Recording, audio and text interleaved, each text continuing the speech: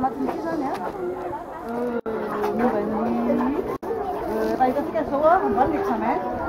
nefa le dimanche scolaire misy examen de 15 de CE mbola azo misy fangarana asa eny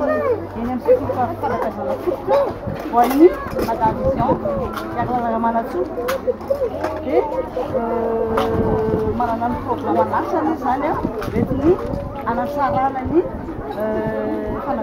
fampianarana ray manontolo mihitsiny dia izy moa zany dia mifototra mihitsy fampianarana mampameny tsara ny tsara azy dia zay no mahatonga izy hoe aty fanakazana fototra dia fa arahany masony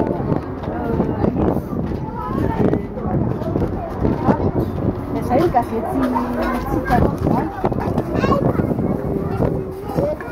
manana ihany koa mitetikasa ao anaty any amin'ny sekoly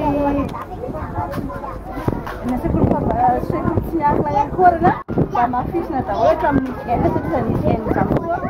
tena ilayntsika ao amin'ny fanasarana ny fahasalamana indrindra zay angambany